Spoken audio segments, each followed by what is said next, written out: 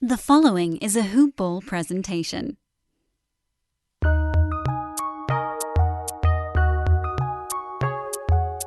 Welcome to the Fantasy NBA Today podcast.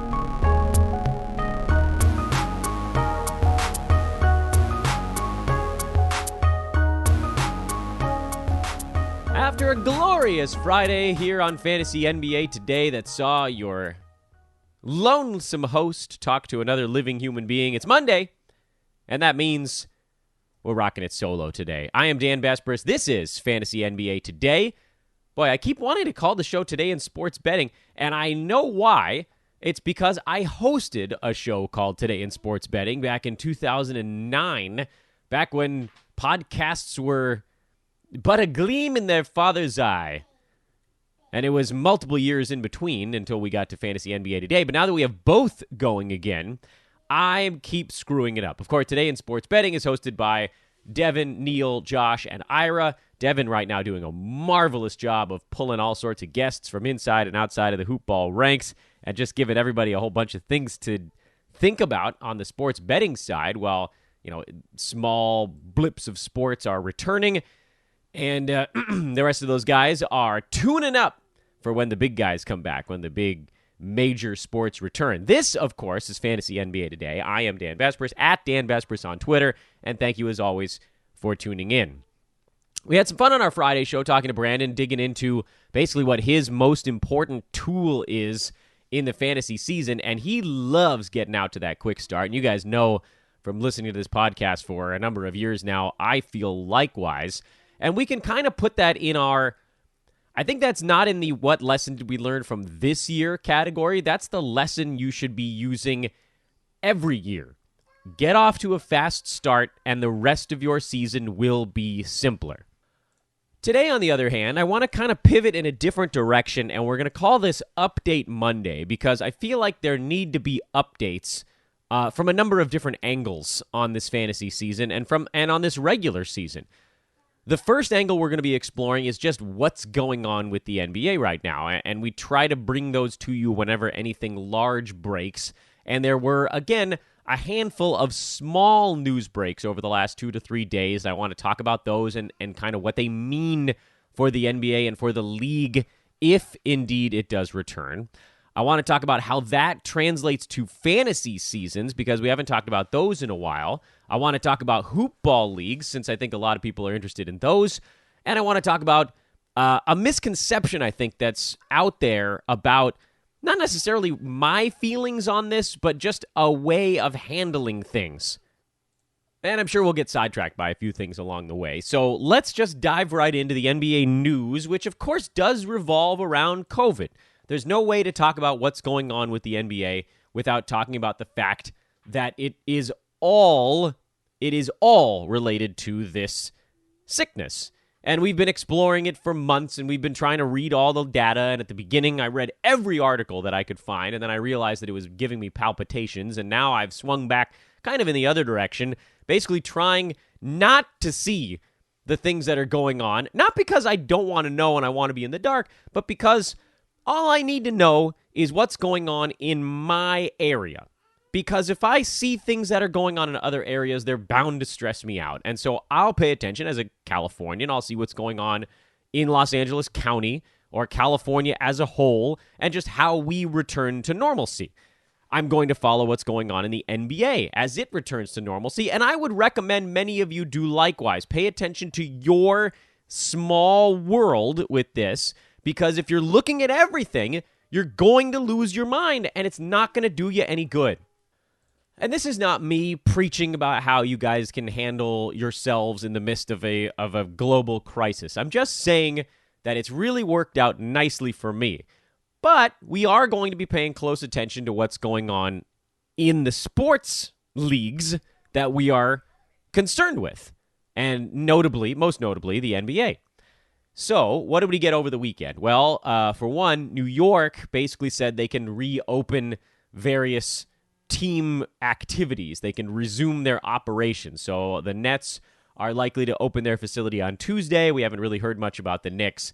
That's nice. That just continues a trend that's been going on in states across the nation. We know New York has been the hardest hit of any state in the country, and so it's good to see that they're also moving in that positive direction.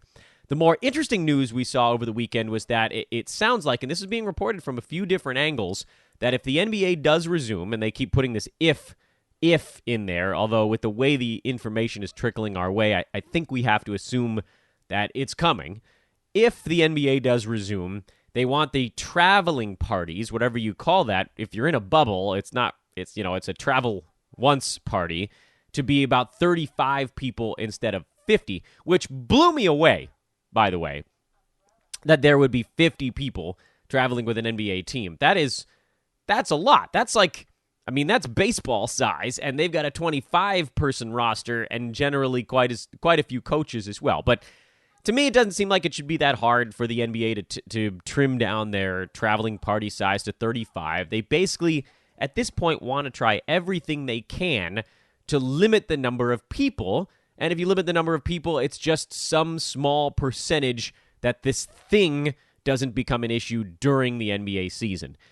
What I'm taking away from this is that, for one, they really want this to work, and they're working together, all the teams and the ownership and everybody's kind of working together to say, okay, what are the little things we can do to make this as safe as humanly possible? And the other note on that is, look, if they're coming up with these types of little details related to a potential resumption, it's probably I think we can say with some measure of confidence that they are past the bigger stuff, right? Like, they're not going to discuss exactly how many people can travel with a team until they knock out the most important things, which are, well, sort of numbers 1, 2, and 3 are all COVID-related safety. So, and I don't know this, I don't have sources, but I think I'm pretty good at reading the tea leaves, and generally say if I was plotting out a return for something that I was working on, I don't know that I would get to the little tiny, okay, can we bring 35 or 38 or 22 or 34 people on my trip until I know where I'm going. There's a possibility that they were just like, oh, this COVID stuff is too stressful. Let's talk about something easy. How many people can we bring? And one owner was like 30, and another one was like 40, and they were like 35, and everybody was like, okay, let's go on break. And it's possible, by the way, shout out Mitch Hedberg for the I'm going on break reference. It's possible that happened, that they just got so tired of trying to work out the details on the really important stuff that they were like, you know what, let's go to page 9 and work our way backwards. But I don't think that these people who traffic in billions really have the time to say, well, let's work out the little details and then come back to the thing that we're stuck on, because what's the point? There was never a guarantee that they were going to work out the details on the big thing, so there's no point in blowing time on a little thing. I mean, most of the people that are in on these meetings, which are generally team owners, I would think. I'm guessing the GMs are probably also invited so they know what's going on. Maybe the head of the Players Association. I don't know. These are people that have hundreds of other things going on. Most of these team owners have, 10 to 20 to 100 businesses that they're running. So they don't really have time to sit on a conference call where someone's like, you think 37 people would be fine? These people are going to hang up the phone. They're going to say, I'm sorry, guys. Call me back when we're going to talk about the important thing. So I'm led to believe that they solved most of that. And right now, they're digging into the smaller things. How many people can travel? Exactly which rooms are what floors are the teams going to be on, and that type of stuff.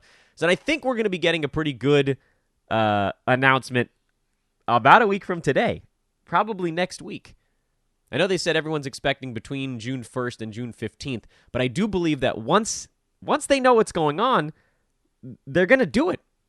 They're going to hit the green button. They're going to hit the go button here, because every day is critical when you think about getting the players back up to speed at training camp, getting the league going again, and we'll talk about that here in a second, getting the playoffs going, getting into the off season and doing free agency in the draft, and also giving teams enough time to ready themselves for next year. All of these things are critically important. Every day that goes by is a big deal right now. By the way, I'm also led to believe, because it sounds like the NBA is getting closer to figuring this out, and it sounds like the NFL is relatively close to figuring things out, and even college athletics are not that far away at the moment from either making a decision for or against these things. I'm also led to believe that somehow Major League Baseball is going to get their act together. You can't be the one league that screws it up if everybody else is making it work. Here's the point that I thought was the most interesting thing to trickle out over the weekend. And this, like the timeline we talked about on our Friday show, is not confirmed yet, but we're hearing generally on Twitter and from a few different places on Twitter that if the league does resume in mid-July, and if they really are only going to play 5 or 6 regular season games, that they may just lop off 6, 7, 8 teams that are completely eliminated from playoff contention and not even make them come. This surprises me for a number of reasons. First of all, I'm not sure that I believe that statement. I don't know that you can actually do that, because the only real reason that these 5 or 6 games that they're planning on playing are not considered exhibition games is because these teams need to get to a 70-game threshold for certain financial kickers to set in. Is there a clause by which teams that aren't there will still get credit for a 70-game season, even if their teams don't play? That's the only way I see that possibly taking shape. That, like, they don't bring the Warriors back, but guys that are on the Warriors that needed to get to a 70-game played threshold, or the team needs to get to a 70-game played threshold, are somehow going to get paid, or TV rights, things like that. I get it from a logistical standpoint. From a COVID standpoint, you want fewer people there. So if you can knock out 6, 7, 8 teams, and that's 200 or 300 people, you keep out of the bubble. You, again, eliminate potential risk factors. But again, if that 70-game threshold wasn't a financial barrier to all of this, I don't think you'd see any of these games actually count. I think you'd see an extended training camp, and you'd see some exhibition games where teams are just getting their stamina up. The only reason they're calling these real regular season games, if indeed this is what happens, is because of that barrier, that financial kicker. So why would you take a quarter of your teams out unless there was some built-in stipulation? And for TV providers, I can't imagine they're just going to be like, no, it's fine. We don't need the ad revenue from those 5 or 6 games. We'll give you the whatever contract we had agreed to, and you guys just don't have to deliver on 15% of what you said you would. It's fine. I don't see that happening. Even the worst teams in the NBA are going to be extremely well watched when they come back. We're also sports starved. The Detroit Pistons coming back and playing 5 games, I think, would get pretty damn good coverage. I think a lot of people would be watching them. No one's allowed in any arenas right now. All those people are going to be watching these games on TV. In addition to the people that normally would just be watching the games on TV. But let's, for argument's sake, say that this is actually happening, that they'd somehow be lopping off a quarter of the league when they actually bring this thing back. How does that actually add up? Well, it leads to a few different things. Number one, they're going to have to rebuild a schedule. Let's say they're going to bring an even number of teams back. They'd have to. I guess you don't really have to if you're in this weird bubble round robin thing going on. So let's say they bring back like 23, 24 of the 30 teams. Say we're only losing 20% of the league coming back. They're going to have to build a brand new schedule, right? Because the teams that would not be returning would have been included in some of these ball games. The schedule is actually going to be harder for all of the teams involved. And the only changes you'd likely see in standings would come as teams move within the playoff brackets. So teams that are already inside the top 8 could bounce around a little bit. The Pacers and the 76ers are tied for 5th place in the Eastern Conference. The Nets and the Magic are only separated by a half game in the Eastern Conference. The Heat are only 2 games up on the Pacers and 76ers. The Western Conference is actually even more clustered. Clippers, Nuggets, 1.5. Nuggets, Jazz, 1.5. Jazz, Thunder, 1 game. Thunder, Rockets tied. Mavs, 1.5 games back. Grizzlies are the only team that are really locked in, and the Lakers, I guess you could say, in the Western Conference. So you got your 1-8 matchup all situated. So who the hell are these teams going to be playing? Like, you're going to bring the Grizzlies back, and they're just going to rattle off game after game against Western Conference playoff teams and the 3 teams chasing them? 4 teams chasing them? That hardly seems fair. I mean, they could legitimately come back and lose all 6 games if that's what happens here. If they play 5, I guess they'd play 5. They're at 65 right now. What if they lost all 5 games? They're only 3.5 games up. It's extremely unlikely that anybody would pass them. But what if the Grizzlies lost all 5? And, I mean, the Kings were playing well when the league shut down. What if they won 5 games in a row? Although they're going to be playing relatively difficult teams as well. You just don't know who's going to give a flying hoot. Lakers don't need to give a hoot on those games.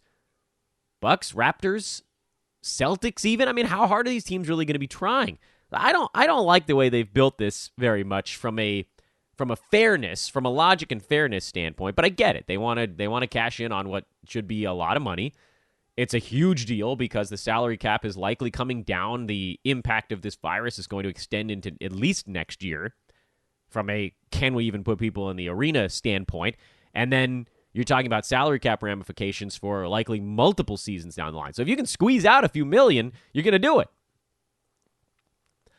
What does it mean from a fantasy standpoint? Well, we're hearing very little about the possibility that they're going to play all of their remaining games. From a time perspective, it seems unlikely because if they're bringing the league back in mid-July and they're trying to play 5 weeks of games, that puts you towards mid-late August before the playoffs would even start. That's soul-crushing. And let's say the league is trying to come back by, I don't know, earlier in July. Let's call it, July 4th, which I think is earlier than most expectations are right now. You're still putting the playoffs then around August 10th. And those are 2 months long. So you're talking about mid-October now? The playoffs are ending in that instance? But what if they're only playing 5 regular season games, and that's set to take 9 or 10 days? If you get that going by, I don't know, the league could start, let's pick the same date in our other example. Let's try mid-July or early July. If it's early July, then you got your playoffs starting by mid-July, and then you got them over by mid-September. That's a big, big difference when you're thinking about free agency. You're talking about the draft. You're trying to get your guys a couple months off. The rest of September, October, part of November. I mean, you could actually get your league restarted by, I don't know, by December 1st in that instance. Whereas if you're playing all 5 weeks of the regular season, you're probably not starting until Christmas Day and you might even push into the new year. These are big deals. It's shaving games off of next season, and no one really wants to play them out right now. This is a safety standpoint issue. This is a timing standpoint issue. However, and this is a big however, because I've been saying this over and over and over again. What's the damn rush? Seriously, what's the rush? What's the rush? Listen, I don't think that anything that's going on in the Twitter sphere or the fantasy world is aimed at anyone in particular. So I don't want what I'm about to say, people to say, oh, Dan's taking shots at people right now. No shots are being taken. This is not how this works. Not everything is someone taking a shot at someone else. But I have seen on Twitter a lot of just end it now. Right from the second the league shut itself down. I mean, we're 2 and change months into this NBA shutdown. Almost exactly 2.5 months, actually. March 11th, and here we are, May 25th. Almost exactly 2.5 months since the NBA shut down. Within like the first week, there were calls to just make a decision on your leagues. But why? Why? What's the rush? The only argument I heard for the rush was, well, what if somebody needs the $150 that they were going to win for their league? Okay, I get that. I can sympathize with that. This is a hard time. Folks are being laid off. From a what might happen if we circled back, I don't think that the reward was worth the risk in that scenario. Here's what I mean by that. And again, I want folks to realize I do sympathize with someone that might need $150 to get the last 150 on the rent payment or something like that. These are real life concerns. I will say this. Number one, you should probably not be playing fantasy sports with more money than that money that's going to make a significant difference in your existence. So let's put that out there. Same deal with gambling. This is why you have betting units. You should have a certain threshold by which you could say, okay, this money is tied up, almost like a security deposit. But that's a discussion for a totally different day. I get it. There's a desire to get whatever winnings back. No one knew what was going to happen with leagues when things shut down. Nobody knew. The first indicator, when this all started, I think we all thought, okay, well, we'll shut it down for a few weeks. We'll see what happens, and then we'll get it rolling again. There was talk of, when it all shut down, like Asher's preschool sent out a note that was like, yeah, we're going to be closed until like mid-late April. And I was like, okay, that feels like a really long time. 6 weeks? Oh boy. And here we are in late May, and we're still, nowhere near having school going again, because really only people that had a ton of information at that point truly understood the magnitude of what we were looking at. Looking back now, yeah, it's turned out to be a really big deal. And yet here we are on May 25th, and we still don't have confirmation of what the NBA is about to be doing. Those of you that decided to end your leagues and do payouts in mid-March, you might end up being spot on. You very well might. In fact, right now, I think the odds are probably in your favor that the league is not going to play a full regular season.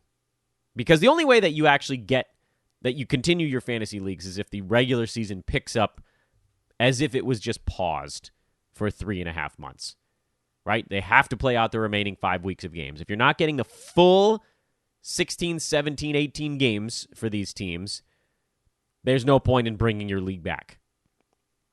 I think pretty much everyone in fantasy can agree on that. If the league is not going to play the entire 5 weeks, there's no point in continuing your league because everything would get changed. If you're in a head-to-head league, you could make a very weak argument that, hey, we could bring it back because there's going to be 2 weeks of games. Why don't we just see what happens? Well, that's not really fair because if some teams don't come back, that sucks. If everybody does come back, but then superstars just don't play at all, that sucks. That's not fair. And they're going to be playing different competition. You're not going to have the same number of games in a week, blah, blah, blah, blah, blah. That argument falls apart pretty quickly. And if you're in Roto, there's sort of no point because there's not enough time for you to actually hit your game's cap, if that's what you're trying to get to, if you're locking perhaps the teams that are way ahead in that department and everybody else is just trying to play catch-up, there's no point. Those teams would have a massive advantage because they could just attack a couple of categories knowing the teams in front of them aren't allowed to use any games anymore, and that's got massive holes in it as well. So the obvious argument is, unless all 5 weeks of games happen, you probably can't bring your league back. Okay? That one we probably could have agreed on right from the outset, but again, we just didn't know what was happening. Here's what gets me. There's chatter like you just have to end your leagues right now. And the part of that gets me is the right now. The part of that gets me is the right now. And again, I know you guys are going to listen to this podcast and think I'm taking a shot at any one or two particular people. I am not. Please stop. Everybody always wants there to be drama and things. There's no drama here. It's drama-free. Here's my argument. I'm going to make my argument, and I only bring this up because, again, I saw a lot of it on the internet. My argument is, why rush? Why do we have to make a decision before the NBA makes a decision? Why do we have to make a decision before the NBA makes a decision? What do we think there is? 10% chance they actually play out the remaining 5 weeks? 10% chance? It's extremely unlikely because they don't really have the time and a lot of these teams don't want to be there. And if they do, you're going to see probably even fewer minutes for superstars on bad teams and even on good teams. But you're certainly going to see more than a 5-game tune-up because if you play all 5 weeks, you're going to see teams that are actually fighting for the playoffs try to continue to do so. You're going to see the Memphis, the San Antonios, the Kings, the Pels. I'm leaving somebody out. The Portland Trail Blazers in the Western Conference. You'll probably see a couple of teams down near the bottom of the East. You're going to see some jockeying for position. It'll be more normal in that instance, even if it's not totally normal. But as with all things in life, why do we need to make a decision before the league does? It's educated guessing, but it's still guessing. And 2 months ago, there was a push to make a decision before the league made a decision. 2 months ago, it was a total coin flip, I thought, of the league coming back at all. I mean, it was all across the spectrum here. There was there was a little chance that the league didn't come back at all. There was a little chance the league came back. There was a little chance the league played all 5 weeks. There was a little chance the league played 3 of the 5 weeks. We had no idea, and neither did they. So there was this weird push to just say, pull the plug, even though we had no idea what was going to happen. Now, admittedly, we have a better idea now than we did 2 months ago. Odds are the league is going to come back with a shortened regular season because of financial stuff, and then roll on into the playoffs. And if indeed that's what happens, then I am 100% fully on board with saying leagues are done as of March 11th. You do not let them come back, fantasy leagues. Absolutely, positively, do not come back if you're not playing all 5 weeks of the regular season. Okay? And in that instance, I will happily say, hey, you guys were right. We could have pulled the plug on this 2.5 months ago. We could have. But guess what did we lose in that scenario? Besides a little bit of time. What did we lose besides, I don't know, what were you going to win? $200? You're going to win your $200. You got your $200 in June instead of April. And I know that does make a difference for people. If someone owes me $200, I'd rather have it in April than June. I would. But if there's any chance that your league isn't actually over, to me it was always worth the wait. And it still is. Because we might be 1 week away now from finding out exactly what the NBA is going to do. I know that there's this feeling, and I have it in my gut too. I have a feeling in my gut that's like, okay, well, we're pretty sure it's going to come back and it's not going to be all 5 weeks of regular season games. We basically know that at this point. But what the hell's the difference? We can wait 1 more week. At this point, we've waited, 11, 12 weeks already? 11 weeks? I've lost track. I've lost track, people. The calendar means nothing. What's 1 more to find out exactly what the NBA is going to do, and then we can make our decisions accordingly. And I am inclined to agree with what Brandon was discussing on Friday with head-to-head leagues. You have a staggered payout system because the teams that have a first-round bye have a higher percentage chance of winning the league. It's not perfect. It's an imperfect method. But the first and second place teams do have a better chance to win a head-to-head league if they have a first-round bye. They only have to win 2 weekly matchups instead of 3. It's as simple as that. Make it simple math.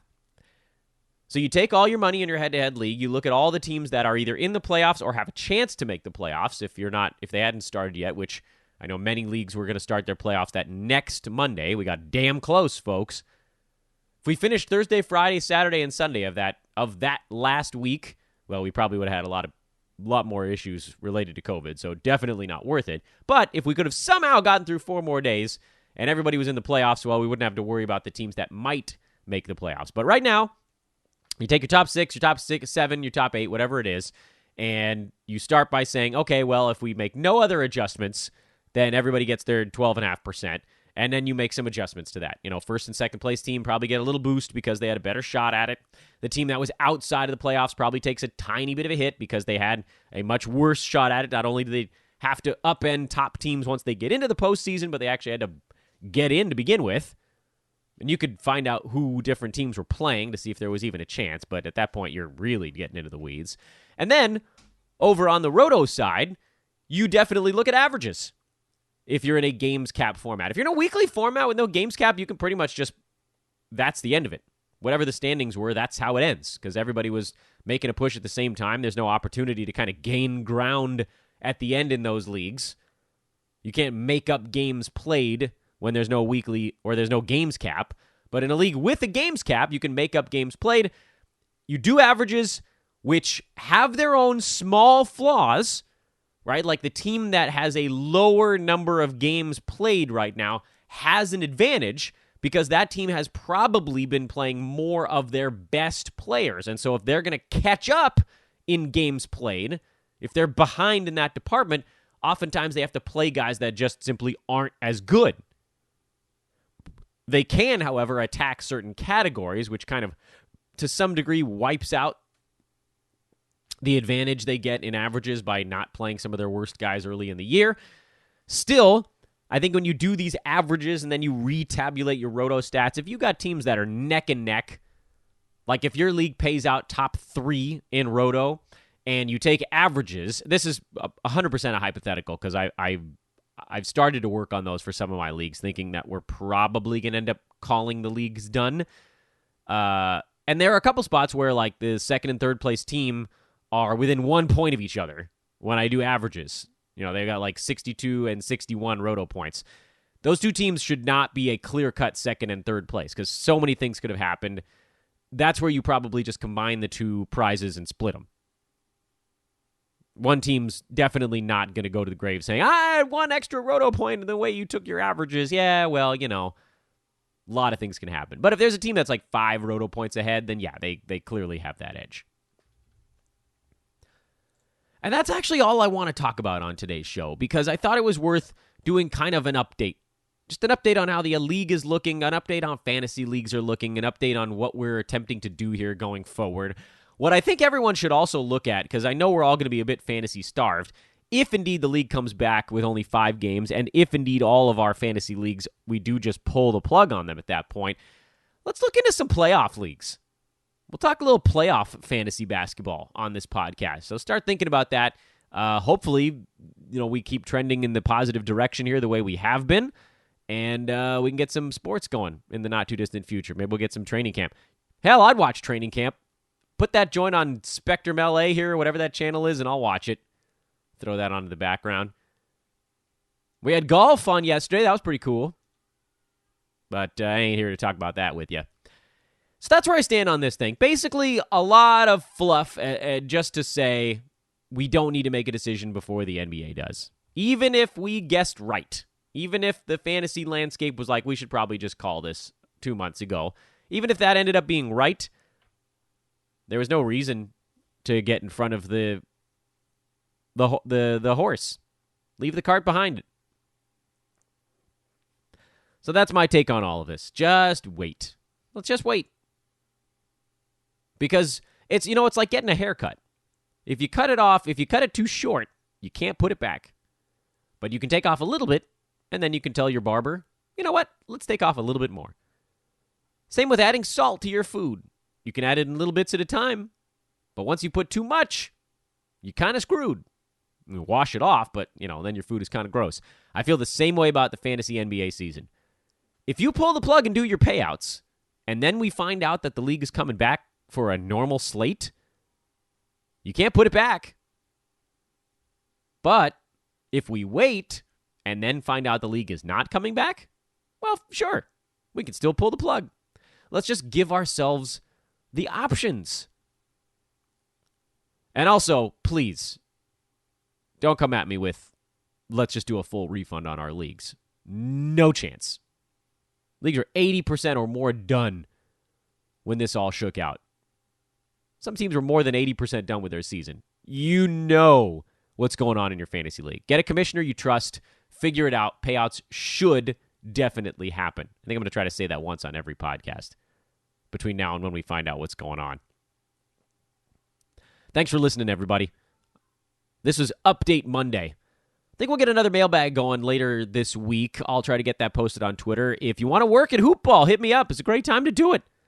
What the hell else you got going on? That's actually not true. A lot of places are starting to reopen a little bit right now. But still, you probably have a different weird set of time. You're probably working from home. You make your own hours right now. Come spend a few of them on a hoop ball. Hit me up at Dan Vazquez on Twitter or email teamhoopball@hoop-ball.com. And all of you that have not, well, you know what? We'll save that for another day. We'll save that promo for another day. Enjoy your Monday, everybody. Enjoy your Memorial Day. Whatever you might be doing. I know you can't have like a big barbecue cookout right now, but you can probably grill yourself up a steak, eat it at home with your family. Think about those that have made the sacrifice and continue to do so. We get to hang out at home and complain about how we can't go anywhere. Perspective is a rough one. All right, back at you tomorrow. We will continue our foray into the Atlantic Division, hoping to talk to some of our other hoopball pros later on this week or next and get some more lessons learned from a season gone by. I may even have another one to pull out of my bag of tricks, a lesson number 6 that we didn't expect to have. This was Update Monday. I'm Dan Vazquez. Have a great day. We'll talk to you tomorrow.